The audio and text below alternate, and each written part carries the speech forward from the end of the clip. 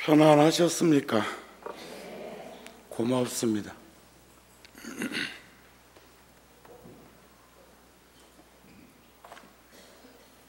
오늘은 어떤 것을 이름해서 지혜를 닦는다 하는가?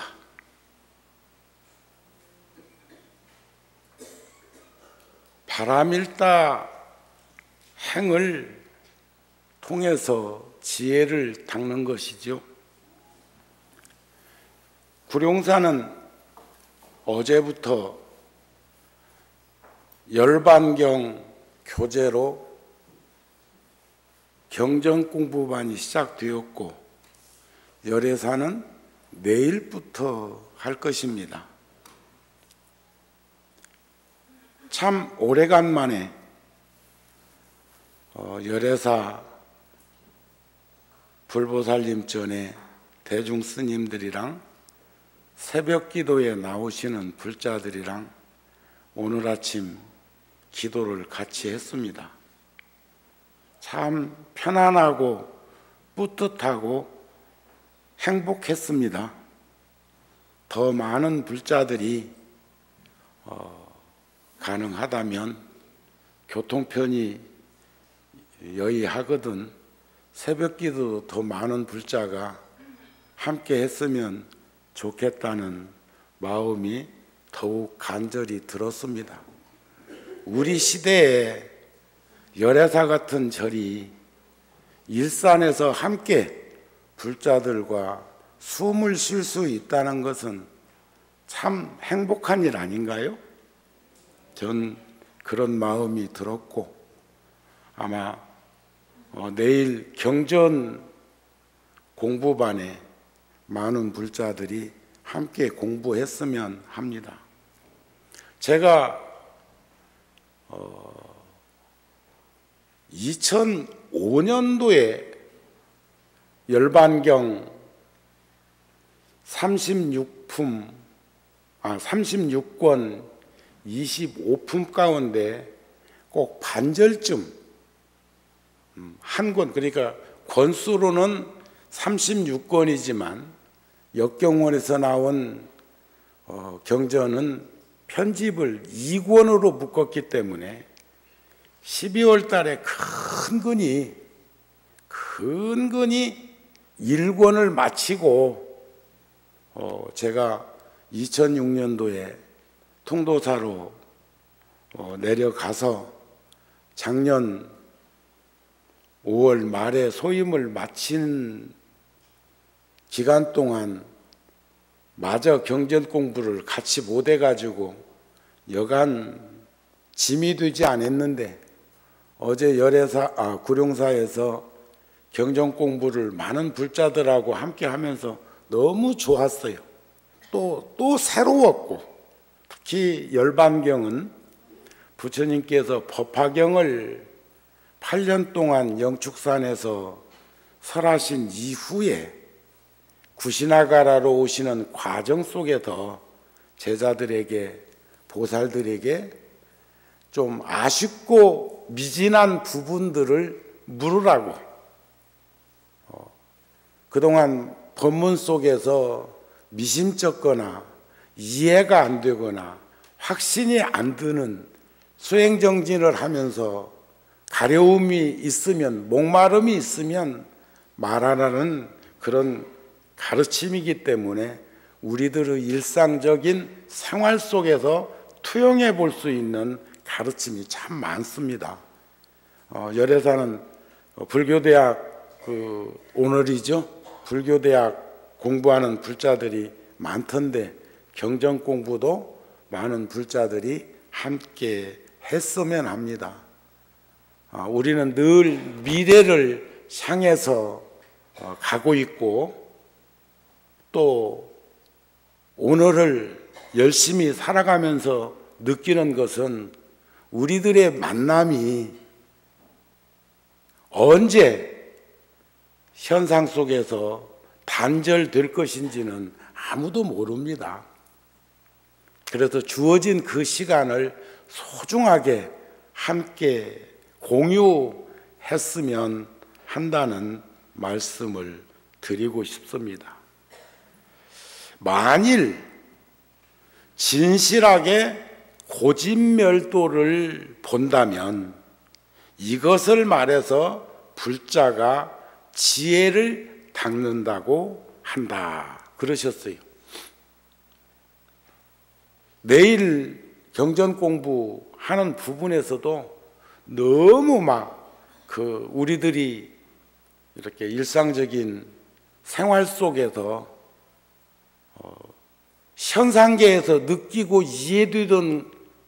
이해되지 못하는 이런 가르침을 정리해 주는데 참 저도 함께 공부하면서 좋았다는 생각이 듭니다. 불자가 지혜를 닦는다는 것은 진실하게 고진멸도를 보는 것으로부터 출발을 하는데, 고라는 것은 큰 틀에서 나누면 삶이 고역, 고통과 괴로움을 겪는 것이고, 그 삶을 또 구분지으면 생사가 고역, 또 그것을 늘려잡으면 생로병사, 우린내 인생살이가 고역. 그런데 이 고라는 것이 고가 있다고 해서 고를 다 받는 건 아닙니다. 이거 잘 아셔야 돼요. 모든 것을 평등하게 공평하게 주어질 것 같은데 처처가 안락국인 사람도 있고 처처가 사막도인 사람도 있다는 것을 우리는 목전에서 들여다볼 수 있어야 합니다.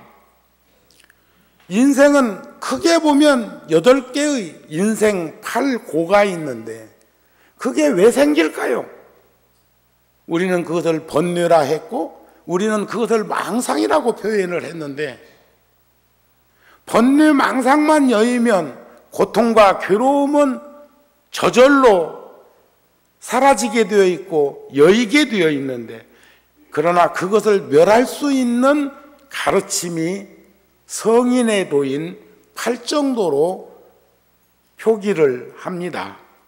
팔정도란 정견, 정사요, 정어, 정업, 정명, 정정진, 정념, 정정이라는 성인의 도를 통해서 그것이 지혜를 닦게 되면 무명업식이 저절로 사라지게 되어 있음을 본다. 그렇다면 어떤 것을 말해서 마음이 방일하지 않다고 할 수 있는가? 방일이라는 말은 게을러 빠진 건 얘기합니다. 게을러 빠진 사람이 정형적으로 드러나는 현상이 안주하고 물질에 노출되어 있고 타성에 젖어서 무기력해지고 불감증으로 이런들어쩌리 저런들어쩌리 이런 인생으로 낙심하고 좌절하고 포기해버린 그런 인생으로 전락하고 만다. 그러면 방일하지 않으려면 어떻게 해야 되느냐? 신심과 원력과 정진력으로 회양하는 삶을 살아야 되겠는데, 그러기 위해서는 부처님을 생각하고 법을 생각하고 스님네를 생각하고 계율을 생각하고 보시해서 버림을 생각하고 좋은 곳을 생각하면 이것을 이루면서 불자가 마음을 방일하지 않는다 한다. 늘 한결같은 그 마음을 저버리지 않고 사는 것. 오늘 또 부처님께 귀의합니다. 부처님께 부처님 제세 시에는 귀의를 한 사람들이 이어서 계승해서 오늘에 이르기까지 가르침이 없었다면 스님들이 함께 하지 않았다면 우리가 부처님의 존재, 가치, 세존이라는 사실을 어찌 알 수 있었겠습니까? 어제 경전 공부에서 부처님도 배우고 오셨습니까? 유학 갔다 왔냐 이거요. 부처님은 누구에게 이 가르침을 배우셨습니까? 누구에게 이 가르침을 들으셨습니까?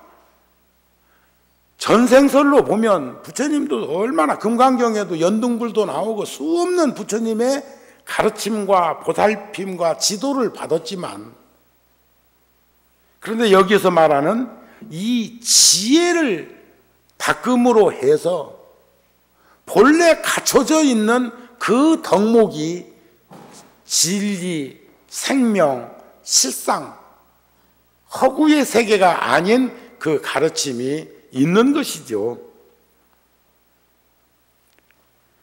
불자들이여, 방이란 사람은 지혜를 닦지 못하는데 5가지 결과물이 있다. 과보가 있으니, 그러니까 게으른 사람의 독특한 모습이요. 비교해 보세요. 스스로 자가진단 한번 해보세요. 나는 어떤 사람인가? 그러니까 10%, 100%. 나는 얼마 정도의 게으름을 지니고 있는가? 지혜의 덕목을 드러낼 수 있는 진실하게 고진멸도를 들여다보지 못하는 삶을 살고 있는가? 첫째, 재물을 마음대로 쓰지 못한다. 벌벌벌벌벌벌벌벌 떨어. 쓸 걸 쓰는 건 쓰는 게 아니에요. 능엄경 말씀 전에 한번 드렸는데, 견견지시의 견비시견이라고 볼 것을 보는 것은 보는 게 아니에요. 제가 얼마 전에 한 6시나 되었는데 문 두들기는 소리가 아주 정중하게 들려서 제가 이제 새벽 예불 기도 마치고 마침 조간신문을 보다가 살포시 문을 열어봤더니 구룡사 초기부터 지금까지 심심하면 나한테 오는 이가 있어.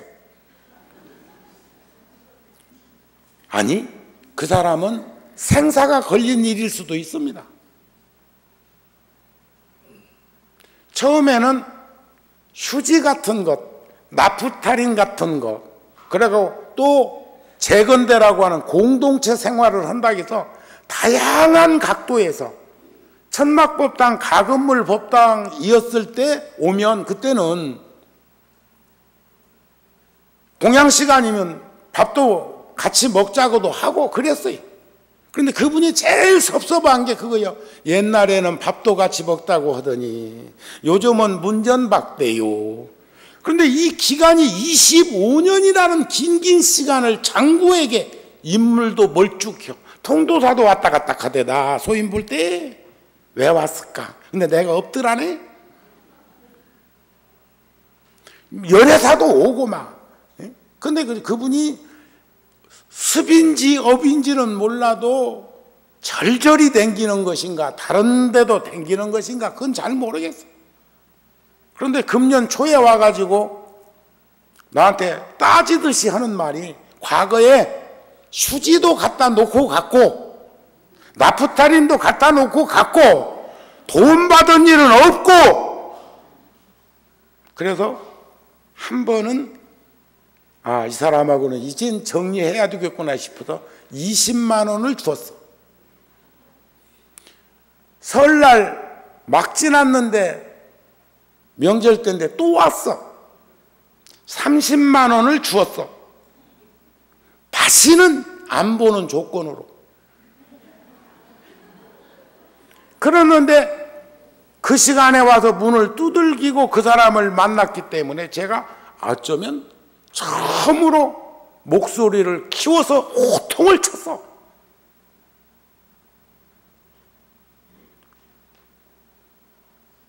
그러면서 그 사람에게 말하기를, 하루에 10,000원을 내가 쓰지 말아야 할 돈을 썼다면 1년이면 365만 원 잘못 쓴 거다. 그건 내 돈 아니야. 시주돈이 내 돈 아니라고. 그러나 볼 것을 보는 것은 보는 것이 아닌 것처럼 쓸 것을 써야 될 땐 쓰는 게 아닙니다. 그건 알으셔야 돼. 막무가내로 쓰지 말라는 거 아니야. 내적으로는 근검전략하고 검소하게 살면서도 우리들이 해야 될 몫의 일은 있습니다. 하루에 내가 10만 원 얼마든지 잘못 쓸 수 있어. 1년이면 3,650만 원. 그대에게 어느 날 20만 원도 줬고 30만 원을 준 것을 계산해 보자.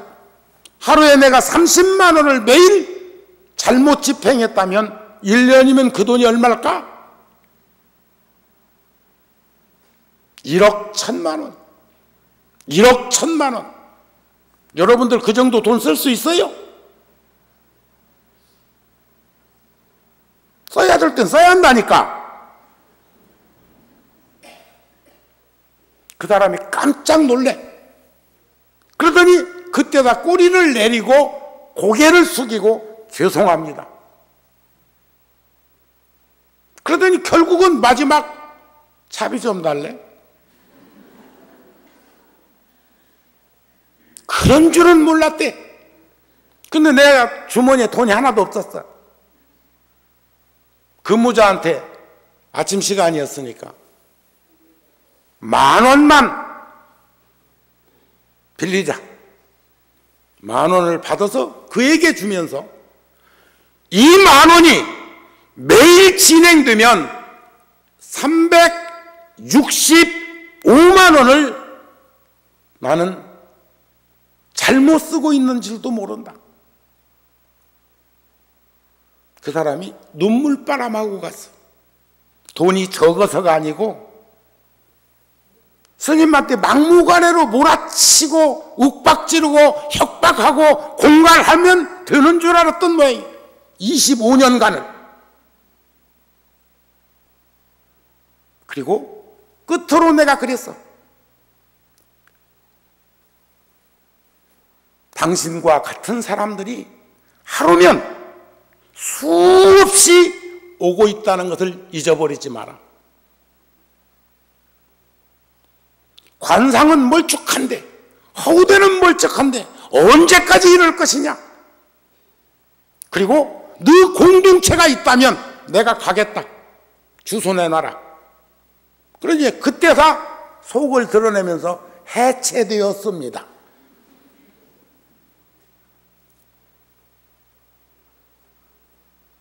그러면서 한마디 더 붙이더만. 감옥에 간 사람도 있고 고향으로 간 사람도 있고 딴 일을 하는 사람도 있고, 그러나 옛날에는 사실적으로 재건달하고 명마주의라고도 하죠. 고물 죽고 댕기고 하는 그런 것으로 어린 시절부터 성장한 건 믿어주세요. 믿었으니까 지금까지 봤지. 자, 게으르는 데에는 과보가 5이야. 그런데 여기서 내가 지금 말씀드린 그 사람에게 지적해 준 것은 아주 가슴 저리는 얘기입니다. 줄 수 있습니다. 오늘 또 제가 문자 하나 받고 전화해 줬습니다.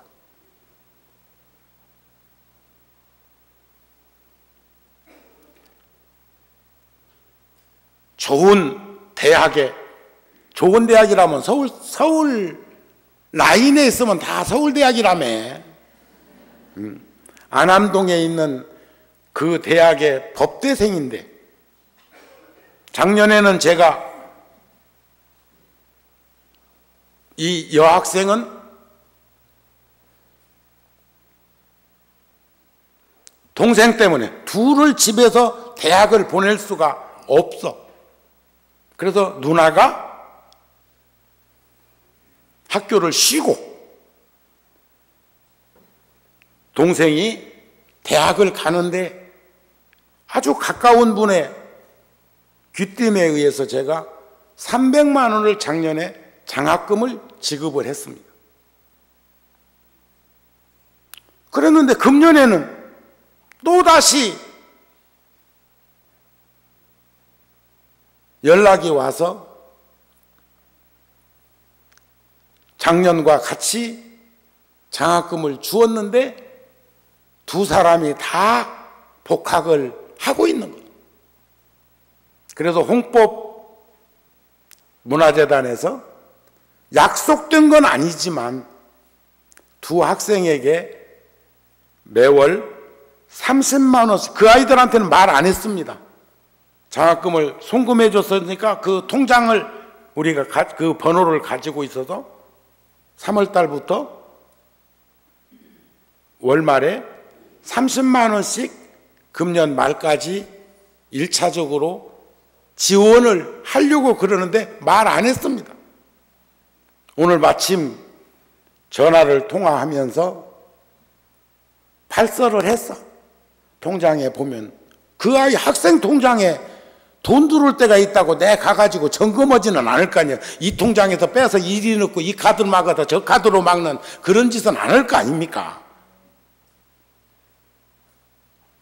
목소리가 격해지더라고. 어쩔 줄을 몰라. 상상 가요? 그러면 이런 일들이 매일 반복되면 그것도 1년이면 어김없는 돈이라니까. 여러분들 품위 유지하도록 처사들 살피고 가족 친지 기룡사에 힘드시지요? 힘드시지요? 벌벌벌벌 떨어. 더 힘든 거 있어. 더 힘든 거. 식구마다 쓰는 뭐 그러면 그 스마트폰 때문에 가계 지출 심하지. 기름값 올라서 폭폭하지. 대중교통 타. 난 내 지론이요. 택시 타고 택시비 걱정을 하면 택시 타지 마라. 스마트폰 가지고 있으면서 요금 걱정하려면 전화기 버려라. 그런 거 아닌가요? 간단하잖아. 뭐 이렇게 복잡하게 생각해. 들고 벌벌벌벌 떨어. 근데 여기서 방이란 사람은 5가지 과보가 있어. 재물을 있어도 마음대로 쓰지 못해. 쓸 곳엔 쓰지 않고 쓰지 말아야 될 곳에는 썼었고.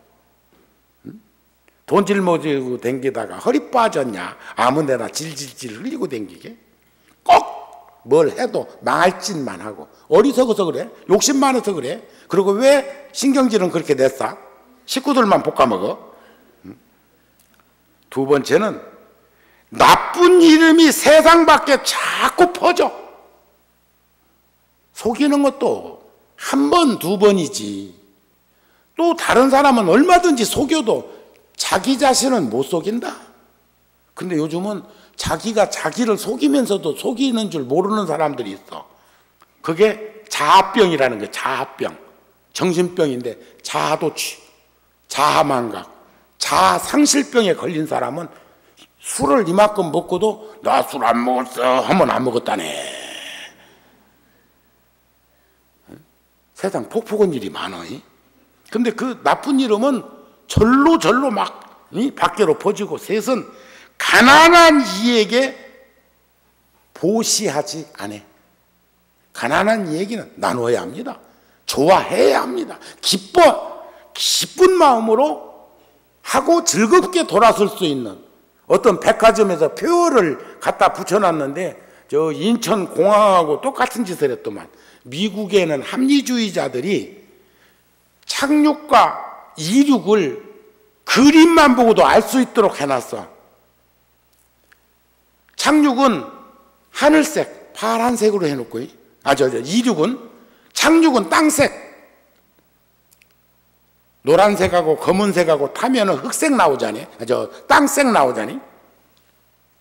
그런데 우리나라는 뒤집어 놨어. 그 뒤집어 놔. 올라가는 것도 내려오는 것도. 그래서 내가 또 생각해.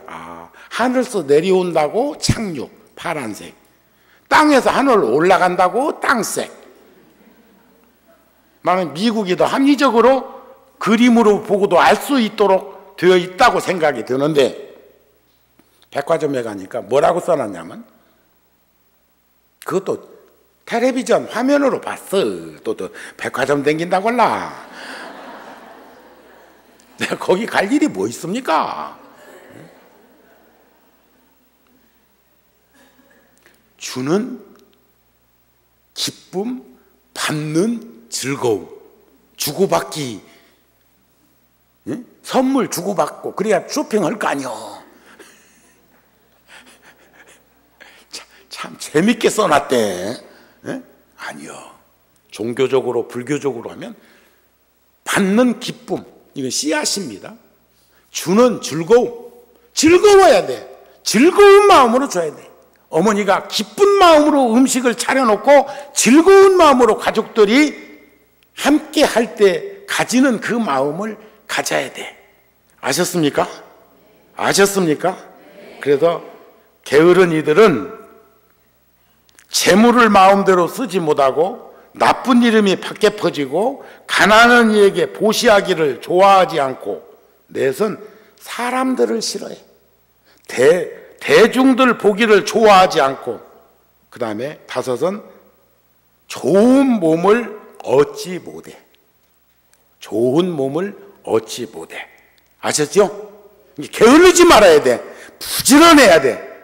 저기 일산 동구에 전사 한 분이 오셨는데, 오늘 지금 며칠 안 남아도 무지하게 바쁜데 부지런하니까 여기 온 거요.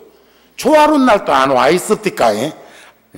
아침부터 여러분들 초하룻 날 그 점심 때까지 막 있다가 내가 법문 끝나고도 계시길래 내가 동구 서구 동서남북이니까 동쪽부터 알려줘야지. 나는 무슨 당인가는 몰라. 2번이네 유은혜. 그 다음에 초하룻 날 왔는데 오늘은 저기 계시네. 저기 이제 빨리 가라걸라고 소개해 주는 거요. 지금 오늘 무지하게 바쁜 날 아니야. 지금 여기서 지금 내가 법문 끝나려면 앞으로 30분도 더 있어야 되는데 그럴 일이 아니란 말이야. 그러니까 살펴줘야 돼. 부지런한 새가 먹이를 먼저 쪼은다고 그러잖아요. 좋은 거 찾는다고 그러잖아. 그 다음에 또 서구에는 김현미, 이분도 2번이시네. 1번은 나 아직 못 봤어. 근데 오시겠지. 두 분한테 건투를 빌고 좋은 정치인으로 지역 발전과 국가 간과 민족 간을 가지시라고 박수 한번 보내주세요.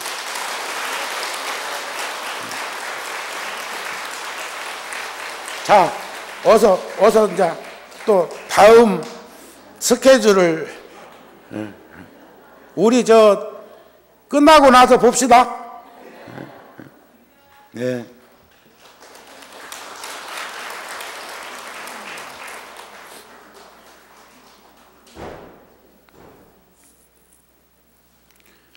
일상 생활에서 선한 마음을 내기가 본래 착하다는데 어떻게 오타각세 이 사바세계는 그 마음조차 내기가 쉽지 않다고 그럽니다. 그러면서 우리는 인간의 몸을 받은 이래로 번뇌 망상에 익숙하도록 습관이 들여져 있습니다. 그래서 윤활유요 비타민의 역할을 해야 되는 인간학 부처님의 가르침이 이 시대에는 더 절실히 필요할 것입니다. 사람의 몸이란 업과 번뇌를 인연 지어져 생긴 결과물이 이 몸이래요. 더욱이 늙음과 병듦과 죽음이 가까이 이르러서는 참 감당하기 힘든 번뇌에 휩쓸리게 되고, 초하루는 날 제가 법문 드릴 때 말씀드렸죠. 나이 드시면서 나이 들어가면서 너무 과욕 부리고 어리석은 마음 과다하게 표출하다 보니까 세상이 어떻게 완벽할 수가 있습니까? 완전할 수 없습니다. 이건 불가능합니다. 완전해지려고 노력하는 것이 수행이고 정진이고 지혜를 닦는 것 아니겠습니까? 노여움 사지 맙시다. 노여움 사지 맙시다. 또 노여움 사지만 많은 게 아니라 노여움 타지 맙시다. 저는 어제 아래 러브 아시안인가? 그 이주 여성들 일주일에 너브인 아시아? 너브 아시아나 너브는 아시아나.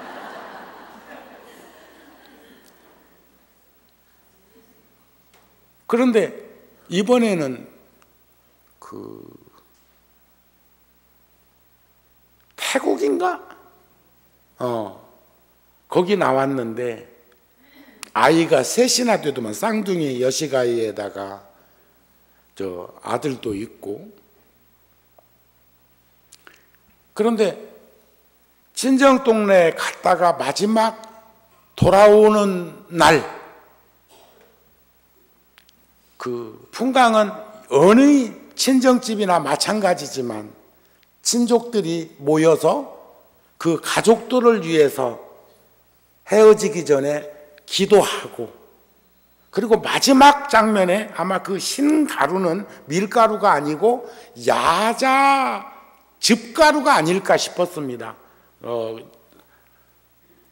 이 남쪽 지방은 야자수가 많으니까 그 가루를 가족들의 이마에다가 찍어주는데 하나, 둘, 셋, 삼각형으로, 정삼각형으로 불, 법, 승. 아니 점 3개 찍으면 이게 불법성 삼보를 표시하는 거라고요. 그 촌에서, 그러니까 그 문화 속에 녹록히 배어있는 부처님의 가르침이 실생활에 투영되어 있는 그 모습을 보면서 너무 고맙고 감사하고 자랑스럽다는 생각이 들었습니다. 평상심을 우리가 저버리게 되면, 한결같이 다잡아서 나아가지 않으면 나이 먹어가면 먹어갈수록, 임종에 가까우면 가까울수록, 어제 저녁에는 어제 저녁 때 내 고향 이런 것처럼 각 방송 공중파가 시골을 찾아다니는데 99살 먹은 시어머니하고 80 먹은 며느리 고부지간에 지내시는데 99살 되신 할머니가 귀가 쩡쩡하대, 치매도 안 왔대. 그런데도 그분은 또 한 가지 치매가 이게 과거에 회귀된 것이 풀 뽑는 것, 잡초 뽑는 것이더만 안 뽑아도 될 때 가서 풀 뽑고 있대. 그게 치매지. 그게 텃밭인 줄 알고. 그런데 그 고부지간에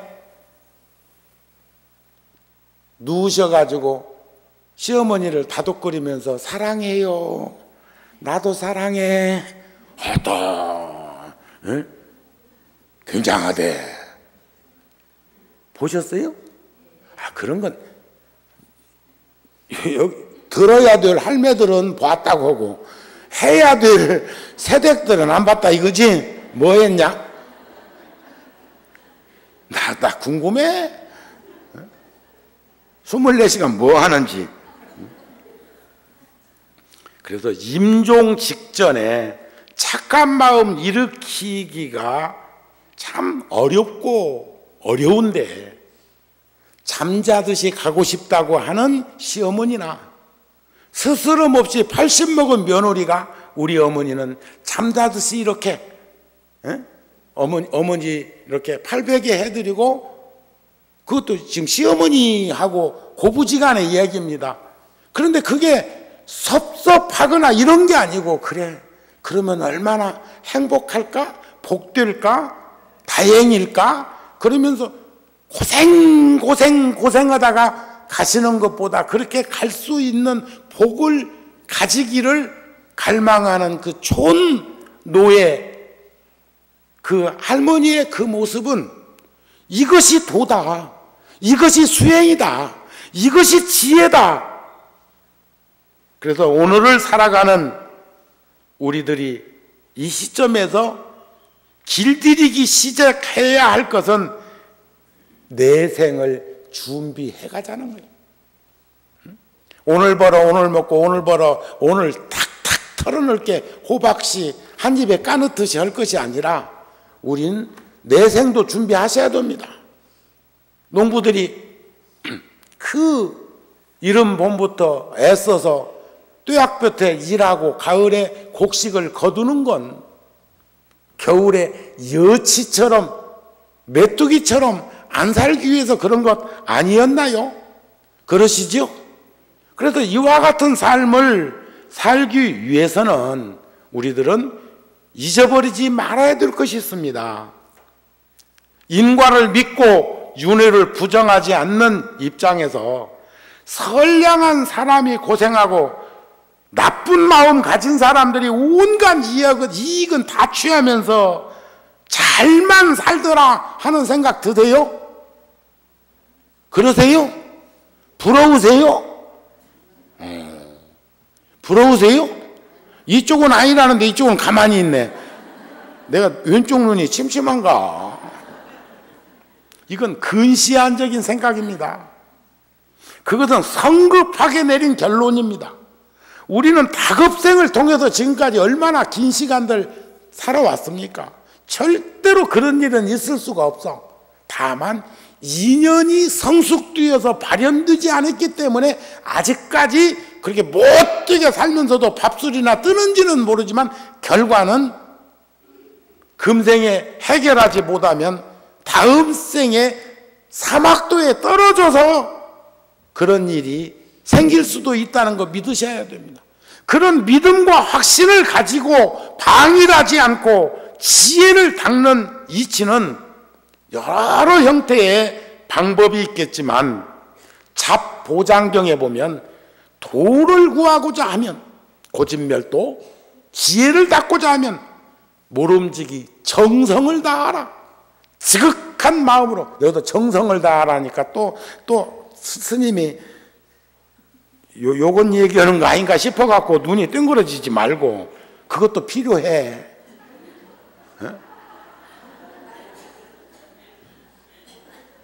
일찌감치 4월 초파일 등도 달기 시작하라고. 생전 예수대도 동참들 하라고. 내가 이제 어제 저녁에 어디서 잤다고? 열애사가 뭐 나무집인가? 그냥 감격하는 것처럼 생각하네. 당연한 것을.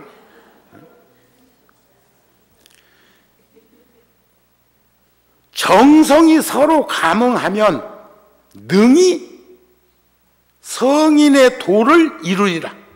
그러므로 수행자는 지극한 마음으로 정진하라. 지극한 마음으로, 간절한 마음으로, 무슨 애절한 마음으로 그런 건 아니야. 애민섭수하라는 거죠. 만일 지극한 마음으로 정성스레 도를 구하면 반드시 이루리라.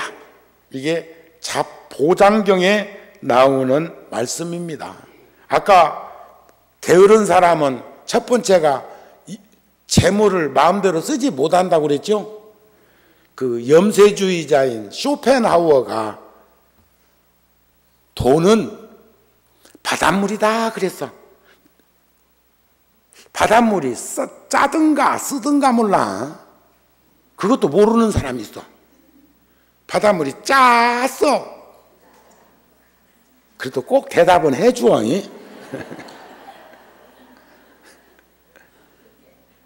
바닷물이 짜다는 사람은 내 지론이요. 찍어 먹어본 사람. 찍어 먹어본 사람.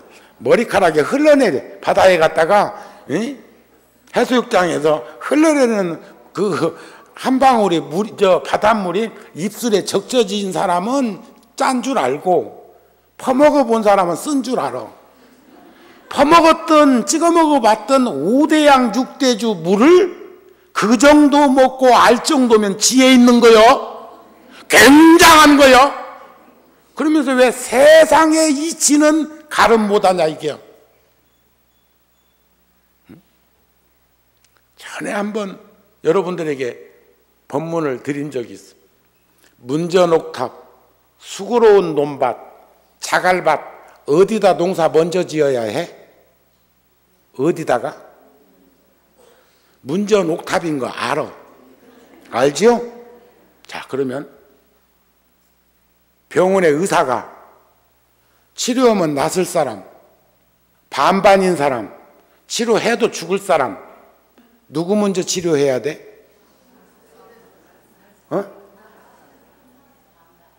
반반인 사람 먼저 치료해야 돼? 세상은 반반이라니까. 그런데 당장에 이게 이성적이고 객관적으로 받아들이는 게 아니라 내 집, 내 식구나 내가 아팠을 때 나는 낫을 수 있는 사람이냐 반반이냐 치료해도 죽을 것이냐 요건 먼저 진단해 본 거예요. 지금 계산해 본 거예요. 그러니까 나라면 셋 중에 하나를 해당되는 나라면 의사가 나 치료해야지. 그렇지 않아요? 죽든지 살든지가 아니라 반드시 나를 치료해줘야 된다고 생각을 한단 말이에요. 10손가락 깨물으면 안 아픈 손가락 있어요 없어요? 안 아픈 놈 있어 없어? 다 아프지만 왜 생손아리 하는 손가락을 더 신경 쓸까? 마음 쓸까? 그것은 상처가 소중해서가 아니고 상처를 치료해야 되기 때문에 그런 거 아닌가요? 그런데 이것이 전도된 생각으로 변이 현상을 일으키는 일들이 우리들 주변에 자꾸 일어나고 있어.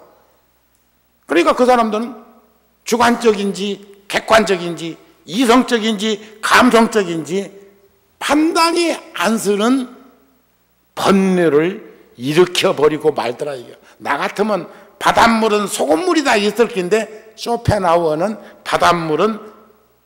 돈은 바닷물이다 그랬어. 바닷물은 마시면 마실수록 더 갈증 나는 거지. 그렇죠? 그런데 이 염세주의자라고 하는 이분이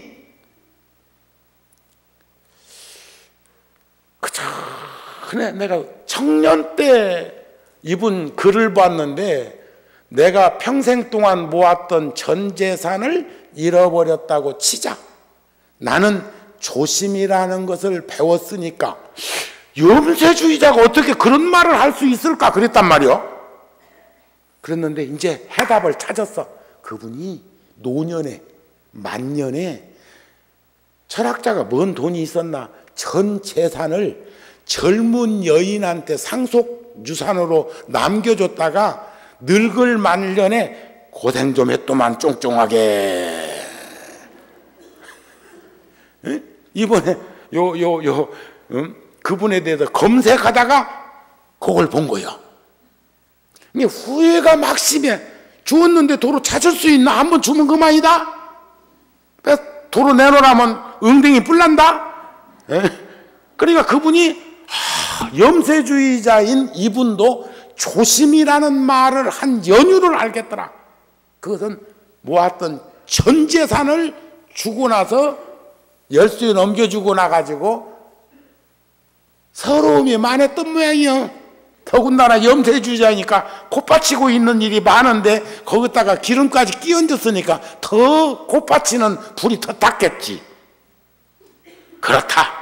자, 우리는 상실감과 상처 안에서 그래도 지혜를 찾은 게 그분 같은 분이요. 조심이라는 걸 배웠으니까 돈은 결국 보니까 바닷물이 돼. 마시면 마실수록 갈증만 나대. 이런 거지. 잃어버린 기도의 비밀이라는 글에 누구나 살면서 실망하는 일을 겪기 마련이지만 고통과 상실감을 해결하지 않은 채 남겨두면 건강과 인생과 아끼는 관계 등이 파괴할 수 있다. 관계들을 파괴할 수가 있다. 하지만 그 상실감과 상처 안에서도 지혜를 찾는다면, 그게 고집멸도를 찾는다면 그런 말이 안 되겠습니까? 가장 고통스러운 경험에서도 새로운 의미를 부여할 수 있다. 조심이라는 걸 배웠듯이.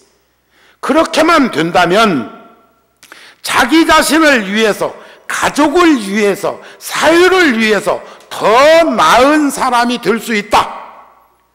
그것이 우리가 더 나은 세상을 건설하는 길이다. 이랬어요. 오늘 우리가 게을르지 않는, 방일하지 않는 삶을 사는 것이 어떠한 이점이 있고 어떠한 모습으로 발현될 것인가 아시겠지요? 알겠지요?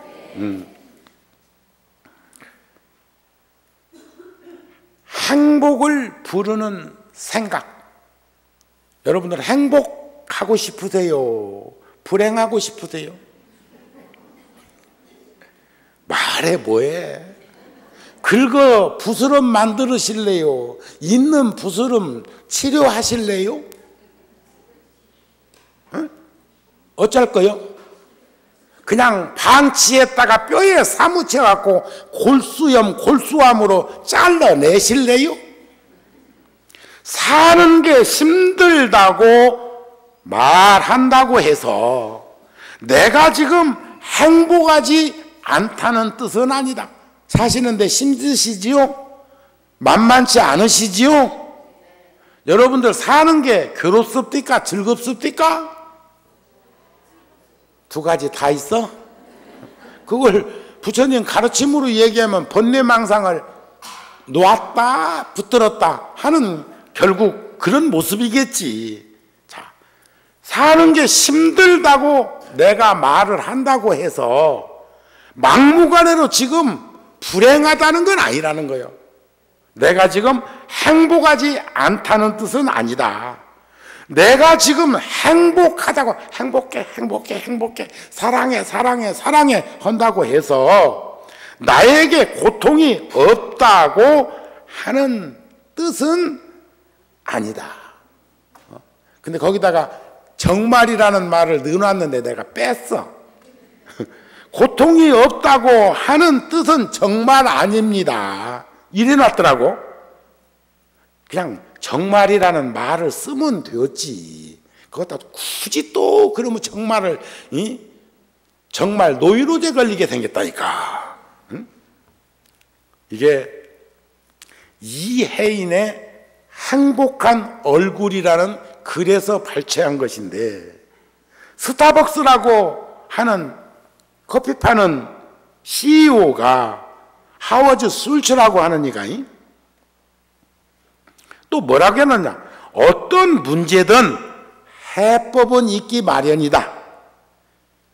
앞서 나아가거나 성공하는 사람들은 어떤 어려운 문제가 주어져도 절대 절망하지 않는다. 오히려 해법을 찾는 데 집중하더라는 거예요. 저는 그런 부분은 저도 조금 가지고 있는 것 같아요. 지금 오늘 이제 법문 마칠 시간 다 되어 가는데, 전 공양도 못 오고 좀 빨리 구룡사로 이동해야 돼. 연휴는 오늘 불자들, 그러니까 불교대학을 중심으로 한 48기 회장단 회의 소집해놨어. 지금 물질의 풍요에 노출되어 있고 씀씀이가 커졌는데, 욕구는 커졌는데 받쳐주지 않으니까 방일해가지고 나태해져갖고 지금 말씀들이 아닌 인생살이를 목격하고 있어. 그래도 일산 여러분들은 저쪽 강남이나 이쪽보다 여러분들은 힘과 용기와 지혜를 아직까지 놓지 않았어. 부지런해.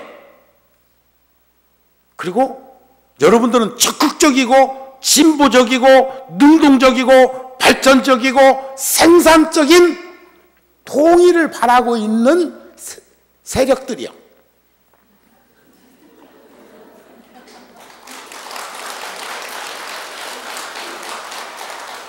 문만 열리면 지금 저쪽 동네 가가지고 지금 전필라고 하는 사람들 아니요. 저쪽 동네는 막 이만하면 됐다.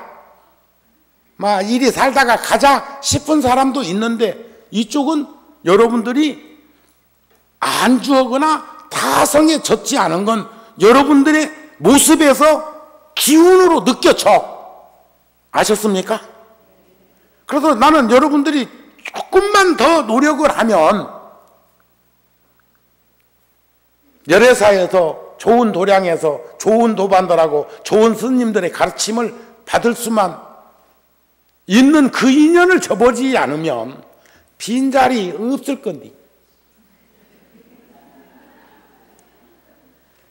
그래 안 그려? 아이고 내가 지금 저 끄트머리까지 갖고 일산 서구에 김현미 전사님이 또 오셨네. 부지런하시네. 일어나세요. 일어나셔도 또 다음 행보를 취해야 되니까 나 들어오시는 걸 못 봤어.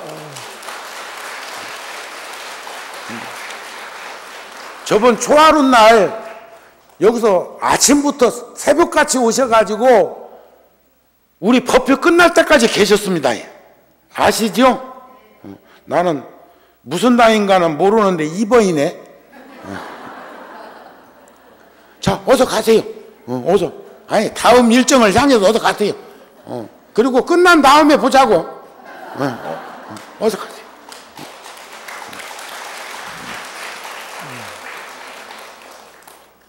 끝으로 저 두 분한테도 저 동구 서구 저 여 전사님들한테도 내가 직접 차도 같이 마시면서 대화를 나눴는데 톨스토이 아름다운 복수라는 이 글을 하나 전해드리겠습니다. 절대로 저 국가관 민족관 잃어버리지 마시고 너를 모욕하는 사람이 너를 모욕하는 사람의 기분에 휩쓸리지 말아라. 그 사람이 널 끌고 가고 싶어 하는 길로 들어서지 마라. 너를 모욕하는 사람에게 복수하는 가장 좋은 방법은 나는 그 사람처럼 행동하지 않는 것이다. 이건 무노 톨스토이의 말씀입니다. 세상에서 일어나는 여러 가지 일들, 사회 구성원 가운데 참 걱정되는 일들이 많지요. 목적의식에 사로잡혀서 수단 방법 가리지 않고 중상모략하고 시기질투하고 있는 세상사에서 우리는 그 사람처럼 행동하지 않는 삶을 부처님의 가르침과 지혜를 통해서 힘과 용기와 지혜를 가지고 늘 살다 보면 아쉽고 미진하고 부족하지만 그래서 저는 내일도 경전공부반과 함께 시간을 가지기 위해서 오늘은 제가 다녀올랍니다. 갔다가 오후에 다시 돌아올 거니까 내일 함께 불자들과 공부 같이 하기를 바라는 마음 전하면서 오늘 법회 마치겠습니다. 성불하십시오.